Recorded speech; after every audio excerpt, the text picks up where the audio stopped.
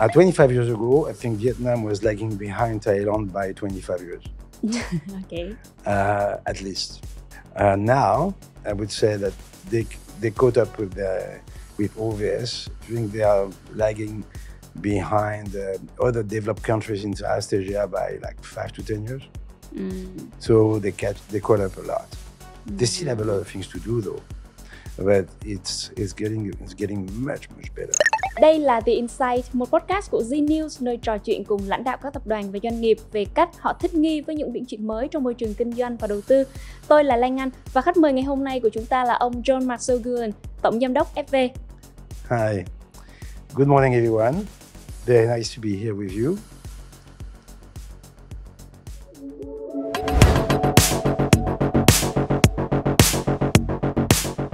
So, welcome to the show, Doctor. First of all, congratulations to you and your FV team on becoming a member of Thomson Medical Group. I remember that it has been like 4 months or 5 months since the official signing ceremony, right? So how's everything right now? It's pretty good. It's pretty good. Good morning, first. Yes. Actually, the signing of the agreement with Thomson occurred in July 12th last year. But in all those type of agreements, we have conditions precedent. So things we have to do, or they had to do as well, before we can formalize the transaction. And this took time. So basically, everything was done by the end of December, and officially the money was paid and everything was done on the 2nd of January. Yeah, but I'm quite surprised because I can see that many people, they would leave when after selling his company because they don't want to be like work at a company that they used to found it. But you and your FV team still staying and accompany with the Thomson Medical Group on this new journey. Yeah, there are different types of people. Yes. I don't think retirement is an option for me. I'm not interested. And I love what I'm doing. I'm very lucky. Running a hospital it's a fantastic experience. And I've been lucky enough for doing that for like more than 21 years already.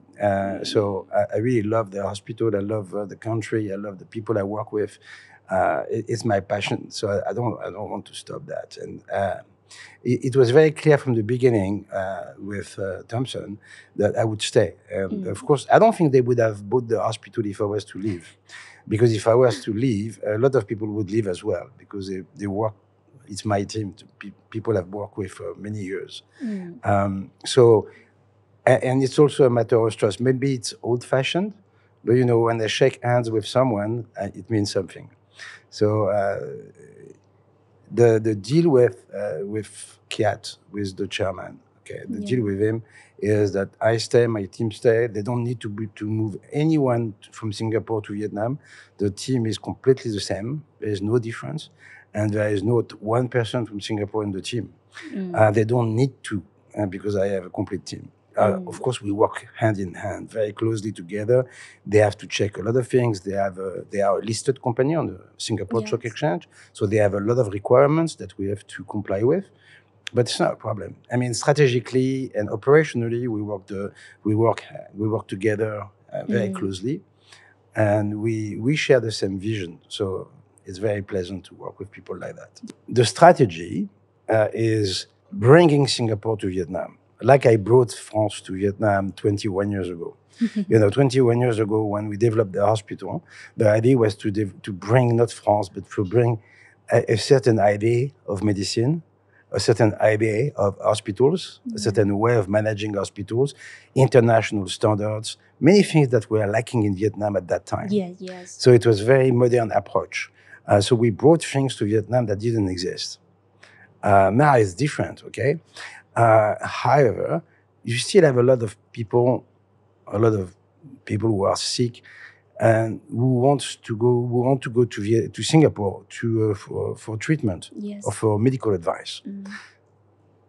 Well, according to the MOH, couple of years ago. So I don't remember exactly when. The calculation was that those people spent more than $2 billion a year in Singapore. Yeah. It's a bit of a waste of money if you can have the same level of medicine in Vietnam. So the whole idea now is to bring Singapore to Vietnam. What we are working on, and we have extremely good doctors, Vietnamese doctors at the hospital. We have a few French doctors, but we have mostly Vietnamese. But we will bring also Singaporean doctors to Vietnam. So, it's one of those things we are going to do together. Yeah, so as you say, that something has changed in the healthcare industry in Vietnam, right? For more than 20 years, from the first day you established the FV, now you are one of a few people that have accompanying the development of the private healthcare in Vietnam. I think so. Definitely, yeah. Well, okay. When I first arrived in Vietnam was in '97. Okay, so it's nearly 27 years ago. Yeah. At that time, Vietnam was very different. It was not as developed as it is now. Very, very different. And when it comes to healthcare, Vietnam was very, very, very lagging behind other countries. The difference between Vietnam and Thailand, for example, at that time was enormous. It was like two different worlds. Okay. In fact, back in '96, the government of Vietnam commissioned a survey, an audit of their own healthcare system. And the conclusion of this audit were that the healthcare system, to work better, should concentrate on customer experience, should open itself to foreign investors, and should also apply the truth in terms of prices. Yes. All those things were very revolutionary at that time. So this is how we came to Vietnam in '97, because the government of Vietnam opened its doors to foreign investors. And we decided to follow that path, to do what they expected us to do. To develop a modern hospital, to bring a customer experience, to put the patient at the center, not the doctors at the center, but the patients, to develop all the international standards that were coming together at that time. It's like now we are accredited by JCI. JCI was the beginning of JCI is in the mid-90s, So we did a lot of things together, a lot of things in Vietnam, and it was a fantastic journey. Yeah. 25 years, more years ago. When I first arrived in Vietnam, there was one private hospital. Yeah. Chuan, on the other side of the city. Yeah. It was the only one. Now, I think only in Saigon, there are something like 35 private hospitals, or something like that. I don't know the exact numbers, maybe more. The private sector didn't exist really. Yes. So it was also something new that was to develop. It was complicated because we had only public sector. So when they decided to open to foreign investors, they also opened to Vietnamese investors. And this was very important because money was not there. There was not enough money in the budget, in the government budget, you see. There was not enough money. So having investors would bring money, and bringing money would develop new hospitals and new ways of treating patients. That was very good. And this is what happened to Vietnam. When you look at the Vietnamese healthcare system now, and you compare it to 25 years ago, it's the difference is huge, absolutely huge, and it's good, very good. A lot of things happened. So it's a very good story to tell. The development of the healthcare sector in Vietnam over the past 25 years is very interesting.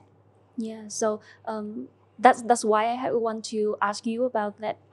The trend that many foreign investors now they are starting to interested in the healthcare, the private healthcare industry in Vietnam. Yes, a number of Raffles, for example, invested into the so-called American International Hospital. Yeah. You had the CVC, which is a private investment fund that invested in the hospital in Cantor and opened another establishment not far from FV. I think there are others investment funds or investors that are interested into Vietnam. It's not an easy market though, but yes, you have people interested, and some groups have already invested in Vietnam. Yes. But besides the benefits, do you see any like possible risk when the foreign capital flows into Vietnam in the healthcare industry? No, I Is don't there see. any? I don't see risk. Mhm. I don't see really a risk for that. No, Yeah. no, it's good. You see, healthcare is capital intensive. When you buy equipment, you need money. So because it's very, very expensive. You know, if you buy a good Infrastructure. linear accelerator, you have to spend a couple of $1 million. A CT scanner costs $1 million. You know, it goes fast, and it's the same price for everyone. Yeah. Okay, and it's not because you're a public hospital, you're private. You need to pay the same price. So you need to raise money. That's sure. That's a given. You need it. So having influx of money, foreign investors, is pretty good for the country. Yes, there is no risk for the country. There is for the investor. They have to be careful in what they're doing, of course. Yeah, and for you personally, like, is it difficult for a doctor like you to run a hospital? Like, because I obviously the professional works and the business operations, I think it differs significantly. Yeah, it's very, very different. Uh-huh. I was not trained to be a hospital manager. Yes. When I was chosen to be the CEO of every hospital, I must say that I was not ready. I was not ready at all. I mean, I had to discover the job. You know, I was trained as a doctor, so for years I worked as a doctor, and then I got involved into this project of developing a hospital in Vietnam, and I became the developer. So I had to learn what it is to develop a project. So I had to learn many things about architecture, about purchasing equipment, about recruiting doctors and nurses, about accounting, about finance, about everything you want. But this was the development of a project. And then when you come to running a project, it's completely different. You have to learn how to do the day-to-day operations, to organize a hospital, organize the work of doctors, look at the problems linked to human resources. Yeah, many things, which are totally different from what the doctor is supposed to know. So I had to learn on the spot. I had to learn doing it. And fortunately, I surrounded myself with a very good team. So and most of them are still working with me now. So it's been an incredible experience. I hope that after 21 years doing that, I knew a little bit about the job. But I must say that during the first years, it was very difficult. Doctors are not made to run businesses. It's not the training they have. Okay? So you have specialized schools to become hospital managers. Not in Vietnam, but you have in other countries. In France, you have a school for public hospital managers. So they train people to run public hospitals, but you have also schools for private hospitals. Oh, really? So they know how to do that. I remember my COO at the beginning was a French guy that has been trained to run hospitals. And with him, I learned a lot because he was a real professional. I was not. Then he left and he ran to run hospitals elsewhere in the world. But anyway, so doctors are not made to run hospitals. They are run to practice medicine. Running a hospital is a different business. So I must be a little bit special, and I've been lucky because I learned that another job. I think that today all of your efforts have paid off when AbbVie is highly appreciated by one of the leading medical corporations in the region, right? So in the future, how do your team and the Thomson will collaborate to develop the AbbVie?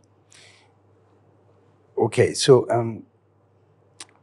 Thomson and we are part of Thomson, right? So that we don't collaborate, we work together. Okay. Thomson is a group which has a hospital and a large network of private clinics in Singapore, mostly focusing on obstetric and gynecology, and also pediatrics a bit. But also they have a multi-specialty hospital in Kuala Lumpur, and now they have FV in Vietnam. So Thomson as a group wants to develop in several countries, and the idea is to be a real large healthcare group that is very successful. But there are huge differences between Singapore, Malaysia, and Vietnam, of course. So my job is to develop Thomson Vietnam. Okay, I'm in the board of Thomson Vietnam, along with Mr. Kiat, who is the chairman of the group, and Melvin Hang, who is the CEO, the group CEO. Yeah. Okay, we work together. So in Vietnam, what do we want to do? Continue exactly what we've been doing in the past, that's for sure. We want to develop FV further, want to add new things, and I'm here for a number of years still. So we have a number of projects together that I can tell you a little bit more later if you want. Can we expect any changes in the FV hospital in the coming years? No, development, yes. Change is no. So as you may know, we have planned to build a third building called the H building. We have two buildings at the moment, the F building, the V building, so FVH. Yes. The third building is a very large one. I'm presently working with the authorities to get the construction permit. Hopefully before the end of the year, we should start the construction. So the new building will house a number of new things. We will expand the oncology cancer department by adding what is called a cyber knife, which is a very, very, very interesting piece of equipment to treat tumors, very small tumors in secondary locations. It's very technical. Nobody has a cyber knife in Vietnam. It doesn't exist. And also we'll buy a digital PET scan. There are very few in Vietnam. We need it. It's very important for cancerology. We'll develop a IVF. IVF is one of the key activities of Thomson in Singapore. So we want to develop it in Vietnam as well. We'll develop also hemodialysis for patients with chronic kidney disease. And then we expand the number of consultation areas we have for cardiology, urology, pulmonology, things like that. And we create also a patient education center, and then a large gastroenterology center, and more oncology. So it's a big building. I want to do that. So and doing that, we can remodel also the F building, which is quite old now. We opened it in 2003. Add new facilities, new things that we want to do. So we want to have a complete hospital. So the hospital, when it will be finished, when we'll open the H building and finish. So let's say in 3 years' time, we will have a very, very large hospital. So that's one thing. The other thing we want to develop is the academic activities. So we want to train young doctors. We want to train doctors as well by doing a lot of what you call CME, continuous medical education. We are bringing experts from around the world and also a lot from Singapore to help training doctors in general. We do also some research, clinical research, so we want to develop that too. So this is what we are doing. We will develop we are developing at FV, District 7, for me. Yes. But beside that, we also have a clinic in town. So we want to transform that. We want to do two things. Something I really would like to develop in the future is an ambulatory surgical center. So many surgeries, you don't need to be hospitalized. You can be operated in the morning and leave back home on the evening or in the afternoon. So having a proper ambulatory surgical center will be the first one in Vietnam. I've been working on it for a couple of years. I hope that it's gonna happen within the next 2 to 3 years. And also we want to develop a center for cosmetic, plastic, beauty, longevity center. And this is something that will happen before the end of, not before the end of this year, but early next year. Yeah, many things to expect, right? Mm-hmm. But although you are a leading hospital in Vietnam, and now with becoming a member of Thomson, do you see any challenges in the coming years? Well, there are many challenges in Yes. Vietnam, not because of Thomson. You know that at the moment we are going through a drop in exportation, regulatory issues, and also the consequences of the scandals, the financial scandals that happened recently. So economically speaking, we are going through challenging times. Vietnam will go out of it, of course. It will take so at the moment, we just have to wait and be a little bit careful. Challenges, always you have, because you have competitors, of course, you have new technologies, you have, you need to adjust yourself, to adapt very quickly. But this is the rule, always be the rule. So I'm not fazed by that. But in such a market, like very competitive and challenging, how would you view the obvious FV's position? Okay, the ambition of AV has been to always be one of the leaders. Okay, so we want to invest into the best equipment. We want to have the best doctors. We want to be at the cutting edge of technology. It's not always easy to do that. Yes. Other people are doing that too. We're not the only ones. So we need to offer to our patients the best we can. Okay, and we are very, very, very difficult with ourselves. When I say the best we can, we really want to do the best, but we know it's not easy to achieve. So we are not cutting corners. Sometimes we know it takes a little bit longer than we expected to achieve something, but this is what we aim for, to provide the best possible for our patients. And I'm not saying we are the best, right? But we want to be one of the best. Remember the vision I developed, me and my partners a long time ago, was to be one of the best private hospitals in Asia. And this is what we are trying to be. And our models are the big hospitals like the Bumrungrad in Thailand, the Medical City in the Philippines, or the Gleneagles in Singapore, or Changi Hospital, and also public hospitals as well. So I looked at all those big facilities in Southeast Asia, and we look at them and say, okay, this is what we want to be. But so even I want to be better. So this is what we are trying to do. So talking about the medical cities in the Southeast Asia, how about the medical tourism plans or strategies at FV? What about reverse engineering? I mean by that, you have a lot of Vietnamese, they go to Singapore or Bangkok or elsewhere, but mostly Singapore and Bangkok to be treated. What about having them coming to FV instead? You see, why? I called it reverse engineering. So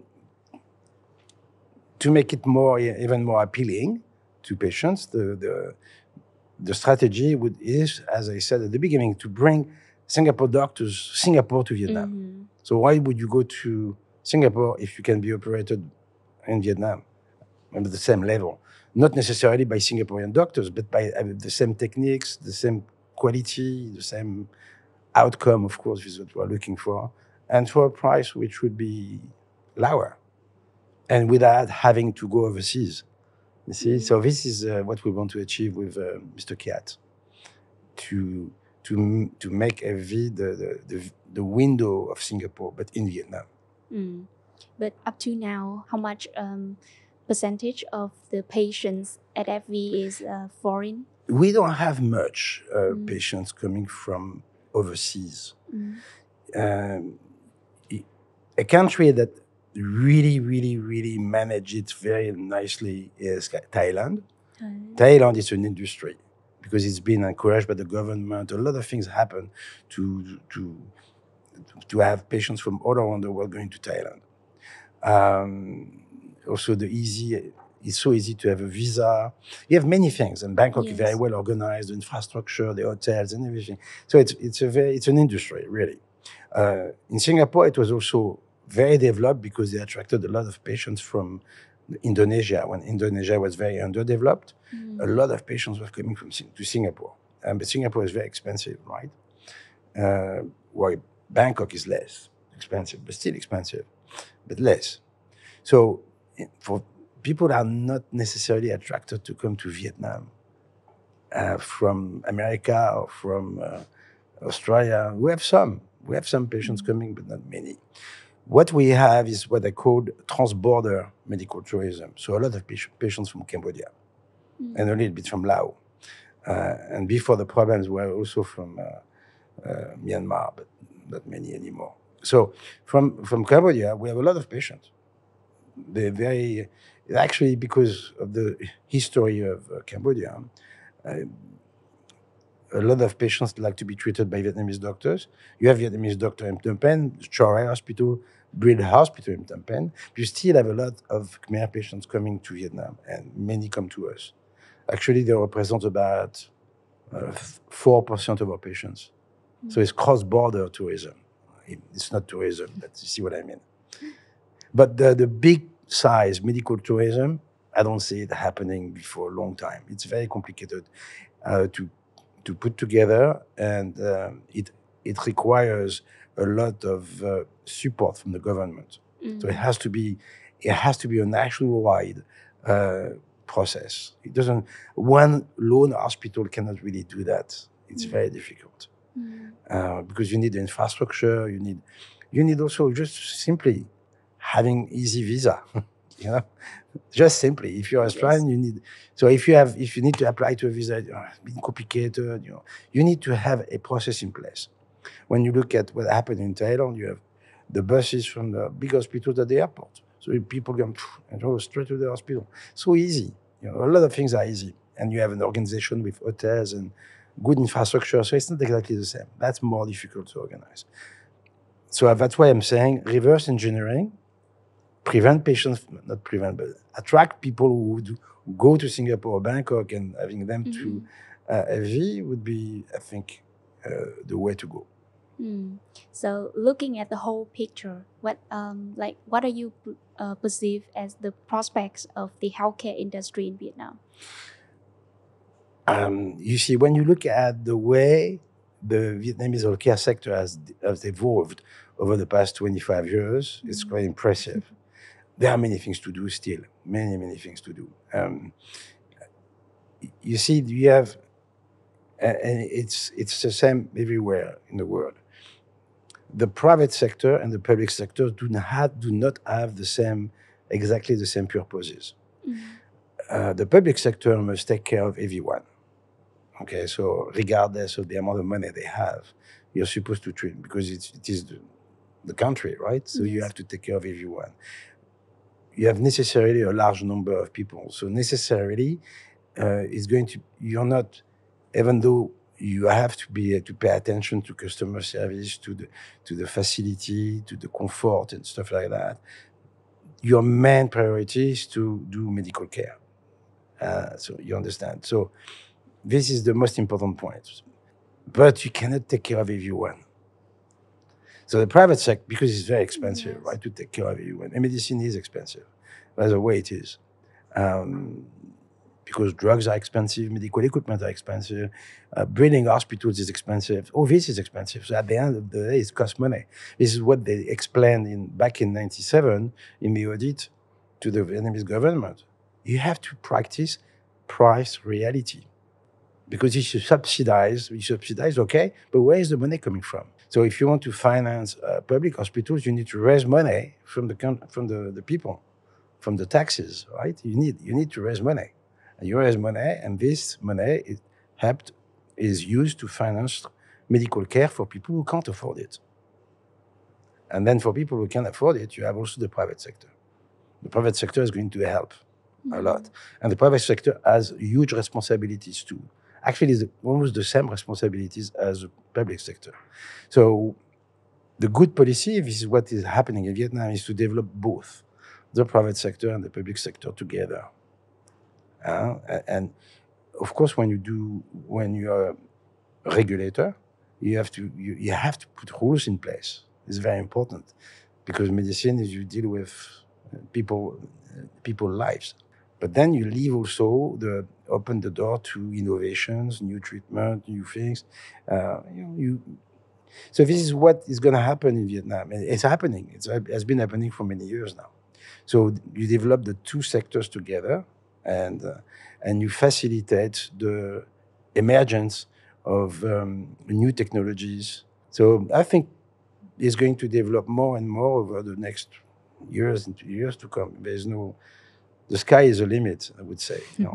But when we compare to other countries, like especially in the region, to what extent do the development of the private healthcare in Vietnam? Okay, let me put it that way. 25 years ago, I think Vietnam was lagging behind Thailand by 25 years. Okay. At least.